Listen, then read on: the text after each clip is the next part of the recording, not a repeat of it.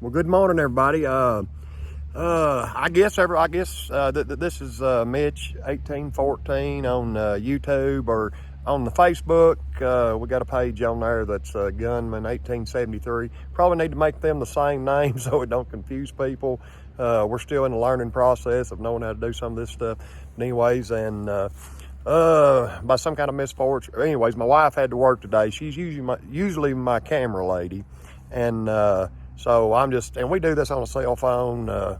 We ain't even got a tripod. We just kind of hold it in our hand and do it. And like I said, we're just kind of learning, trying to get started on it.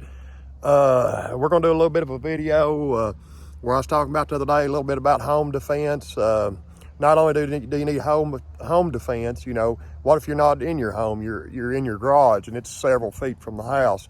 You know, you also need garage defense. And like I mentioned in an earlier video, you need whatever you're in. You need, if you're in your Jeep or your truck or your bike or whatever, you also need that defense. And I'm, try not to be a worrywart. I just try to be aware of the way the world is today. And, you know, you don't really know what you're going to get into anywhere you're at. So I like to try to keep, I keep a firearm, and you know, if I've not got one on my side, I keep it.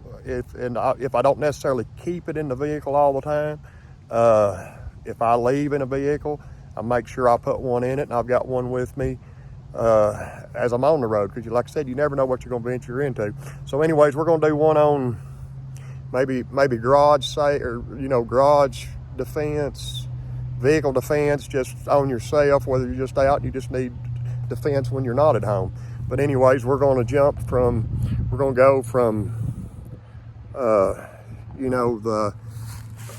from house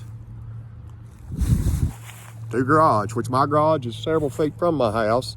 But we always tried to, I always try to keep a gun close to near to wherever I'm at, just for the reason that you just don't ever know. And I'm not sure how to turn this camera around. I guess I'll learn that. But anyways, we're gonna do a little bit with, I've got another home defense gun. In this case, this is my garage defense gun. It's a Black Aces 12 gauge automatic. They're relatively cheap. You can get on Gun Broker right now. You could probably find that gun. You do shop around if you get on Gun Broker, cause I've seen this gun listed anywhere from $400 on a buy it now price to $500, which I think I might have I don't remember what I give for that gun. I might have given a neighborhood of $450 for it. And then you can also buy shells on there. And actually, the same company that makes these, which you can shoot any 12 gauge shell in this gun, but Black Aces also makes double-aught buckshot that you can get for the gun, that you can get for this gun. And I think this gun is actually, I forget what state they're from. That may, somebody might have to Google that, but I think this is like maybe retired veterans that makes this gun, and they're stand-up bunch of people. That their guns are great, and then. But anyways, that's one type of garage defense, and then we can move plumb over to if you don't like a long gun, do a whatever you want, a 1911, or you can actually you can do a Glock. These guns are actually. I said I'd try to mention that in some of my videos, but this is actually one of my birthday guns. My son-in-law and daughter got me this gun for my birthday. It's a Springfield 45 ACP 1911, and not to mix people up on this gun wasn't made 1911. It was probably made, it might be, I don't know how old it is. It could have been made last month. It's modeled after the 1911 that was actually made back in, late 1910, 1911 by John Browning. He designed it, and Colt and the military carried these for years. They're great guns, just all around great guns. And this here is also another birthday gun. My son actually got me this because he said he's a Glock lover, and he says, Dad, you don't even own a Glock, and which I know to, you know, just like I mentioned before, you know, your to-go-to guns, or, you know, my to-go-to guns are AR sitting above my front door, and you know, this should also be a good to-go-to gun. They're bulletproof. They've been proven. They just work. So you know, also another great gun to have. This one is I think this is what, I'm not real familiar with Glocks, but I think this is what's it say there? It's a Glock 26 Gen 5 and 9mm. That gun there, if I had to guess, with the way Glocks run, they're around $600. Great packing gun, great home defense gun, great garage gun, great truck, car, whatever you want to use them for gun. But like I said, they're just it's just all around good stuff. But let's see, what else? I wish I knew how to turn this camera around, but I just don't. So, but anyways, and I kind of want to talk a little bit about not only just your home defense guns, but talk about a little bit about addictive personalities. And that's something that I've got. I do have an addictive personality. Not only am I addicted to guns, you know, I've loved guns for years, and I'm one of them that I'll be addicted to. Like I said, I'm still addicted to guns, but it's kind of something I'll lay off of for a while. You know, I'll be into it for 2 or 3 months, and that's all I'm doing is looking for a gun to buy. And then I get into something else, but I've only got like three really addictive hobbies. Gun hobby being number one probably, and I'm a motorcycle and car enthusiast. You know, I've owned Harleys, different bikes. Mainly for the last, you know, 30 something odd years, I've owned Harleys, but I have had other stuff. But Harleys are just kind of my pick, my addiction. I love them, and also, like I said, I'm a car nut, and I've collected old cars, and I've had Corvettes for years. I actually and I kind of thought maybe, you know, I see a lot of car videos on the internet. Maybe we incorporate guns and cars, you know, and maybe go as far as what car or what gun do you carry in your car? We might get on that, you know, and that's probably just, it's not depending on what gun you carry in your car. It's not because of what kind of car you have or whatever. It's just, you know, different personalities carry different guns, different people carry different guns. But I'd actually, so we made it. I see a lot of people are getting into these into the C8 Corvettes, and I'd wanted one of these ever since they come out, and I'd actually had like I said, I've had Corvettes for years, but I actually had 2 C3s, and I had a C6. And actually, and then one day my wife told me, said, well, if you can get us down to a house payment, everything else is paid for, if you want one of them cars, she said, just go order you one. So make a long story short, I sold the truck I had, I sold my 2 old Corvettes, and I sold my son my C6. And on November the 27th of 21, I ordered this car, and took 13 months to get it. Okay, and then 13 months after it come in, I go to the dealership and I pick it up.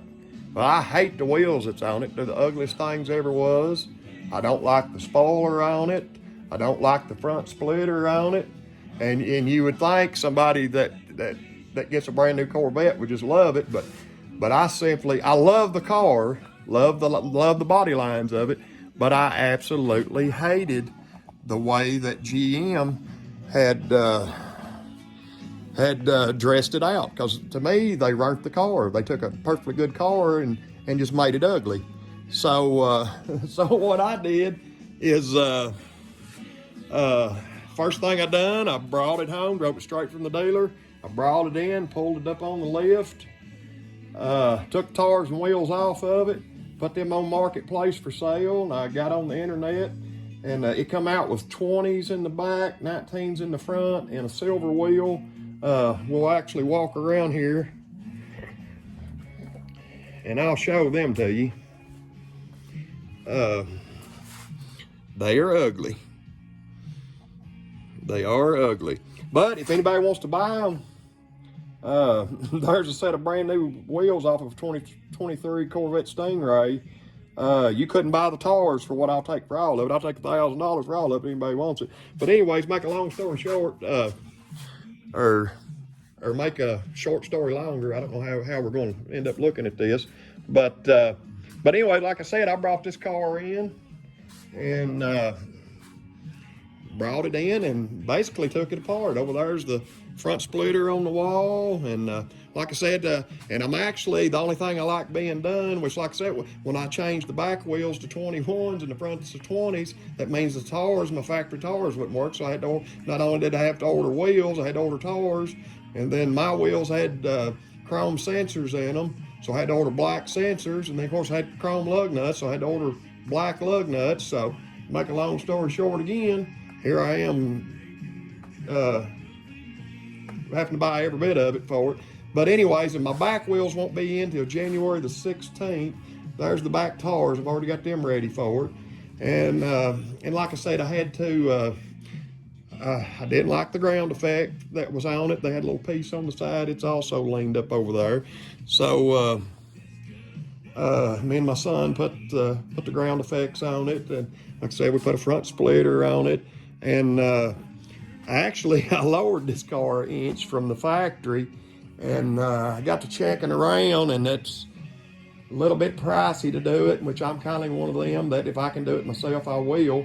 So I'd actually got on the internet, and I ordered this simple set of wrenches. Well, if it'd come open. There we go.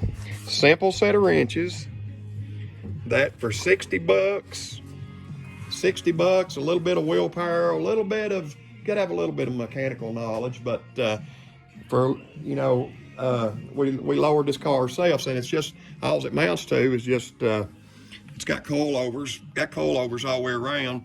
It's just the wrenches to actually adjust your coilovers. And like I said, you can actually lower this car a full inch from the factory, and then with the 21-inch wheels in the back and the 20-inch wheels in the front, it actually closes that fender gap up a little bit, where it gives it the effect of being a little lower. Like I said, it's still up on the lift right now, and the suspension is dropped, so we won't be able to get the full effect of how low the car sets until we get the back wheels on it, get it off the lift, and back it out. But anyways, another thing, I need to quit putting my hand in front of the camera, I guess. But if I knew how to flip it around, I'd flip it around and do something different, but I don't know how to do that. And anyway, like I said, my wife, so she knows how to do that. But anyway, like I said, we've got, when I get back on a different addictions, I'll get on a car addiction. And, you know, whether I even ever drive this car very much, you know, we're planning on it, don't know whether I will or whether I won't, or whether I'll just sit and look at it. I get a lot of enjoyment, just like out of my guns, where I just sit and look at things and just, you know, and just kind of proud that I've got it, and the same with bikes or whatever. But anyways, and what I was getting at is, I don't know, in this Corvette, I may make this my Corvette gun. I may make this Glock into my Corvette gun. And, you know, and just like in the bike I ride the most, we can open this up. I guarantee there's a gun in here. Yep. Which I knew it was. It's a Taurus 38, which that way, if I'm not packing my gun on my side because I'm riding my bike, it's a little uncomfortable.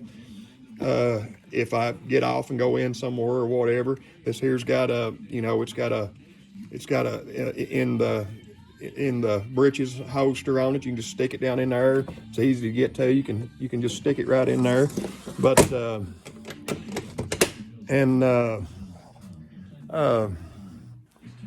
Let's see, where am I going with this? Where am I going with it? And like I said, we're learning this stuff. I know this looks all jittery and ain't the greatest in the world.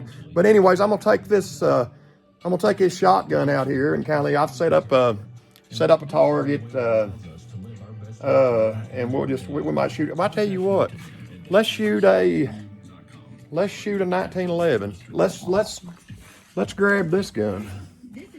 Let's grab this gun, just shoot it. And then we'll come back in and get shotgun and shoot it. You know, that way, these guns, you know, like I said, if you've got to practice, on your shooting and your aim and stuff. Like I said, I've never even shot this gun, don't know how it shoots. I may miss every time with it. But it's kind of, you know, when you first pick a gun up, you kind of got to learn where it sights in at. And some guns will shoot high or shoot low. You've got to kind of figure out where they do, or some to the left or right, you know. Just like this one, I don't think you can adjust the side to side on it. I don't think you can adjust any of it. You just got to use your eyes, kind of learn where that gun hits. This gun does have dots that line up a little easier to see at night or when it's dusky dark. But anyways, we'll shoot this time or two and just kind of see what it does. And then we'll come in with, again, like I said, a good home defense is always a 12 gauge shotgun. You can't miss gun. And, you know, especially if you're not real familiar with them, but, you know, get you something like that while you're practicing to learn, to learn with a pistol or a rifle or something. But anyways, for basic operation, like on this gun, all you got to do, lay that clip up there, all you got to do is put your clip in it, pull it, let it go. She's ready to go. Now this gun does have a safety. It's got a safety there. That gun won't go off as long as that's up. And also that gun won't go off if it's not got hand pressure on the grip right there. So it's kind of a double safety. A lot of people don't pack them with the hammer back. I generally do. I'll pack one with the hammer back and that safety on, because I know that gun can't go off unless I push that safety down. I've got pressure again that before I pull the trigger. You know, and that's to each their own, however you feel comfortable about packing it. And I know it don't take but a second to get a gun out and rack one in it. But I would rather flip that switch down with my hand on there and pull the triggers. I had taken time to rack it back. But anyways, we'll just, this gun's ready to go, and we'll go out here and see if we can hit something with it. I don't know if you can see or not, but.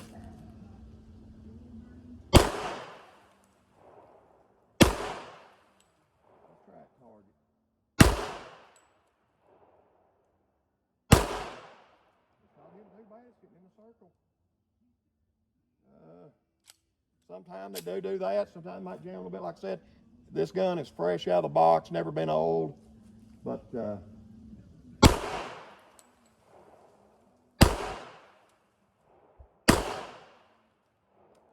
that's it. She's empty, and you can just drop it. You can drop another clip in it. That's when it's empty on a 1911. Your slide will stay back. You put another one in it and you hit it right there. Drop another one in it, which is, I think I need to oil this one up.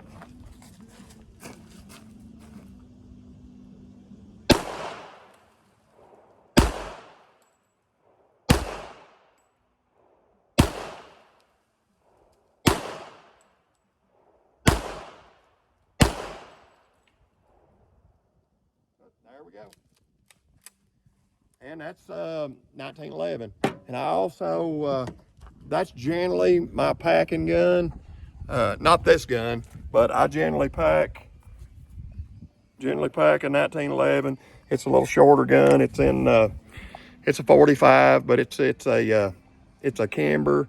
And like I said, you know, I leave mine cocked back with my safeties on. This one actually has a ambidextrous safety where you can click it down there, or you can, you know, if you're left-handed, you can click it down on the other side.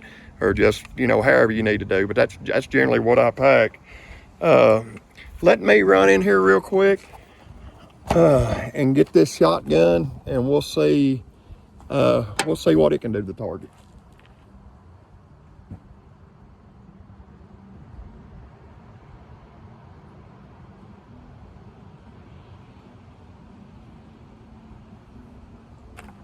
And this gun loads exactly the same way as the pump shotgun in the earlier video, other than this gun is automatic. You just push them up in the bottom. I'm only gonna put 4 in it. I think this gun holds 7 or 8 or something. It's also got the long tube, but then you just put one back in it, and she's ready to go. And like, different than the pump where you've got to use this to rack another shell in it, this gun will shoot, you know, semi-automatic. As quick as you pull the trigger, it'll feed and shoot till the gun's empty. So. There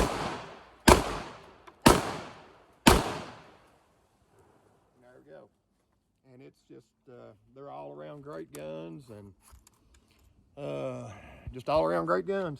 But anyways, like I said, this is just kind of, it's actually a little longer than what I thought it would be. But anyways, that's just, like I said, that's just some basic guns for home defense, garage defense, car defense, motorcycle defense, or whatever you want to use them for.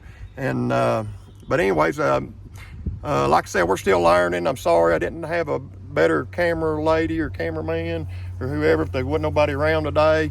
And I'll try to get something a little better to where, or whatever, or maybe just wait till my wife gets home, we'll reshoot this. And which generally, if we shoot a video, I don't edit it, and I just stick it on there, and it is what it is. We're not trying to, you know, we're definitely not professionals at it. We're just having a little fun with it, seeing where it goes. But anyways, thank y'all so much for watching.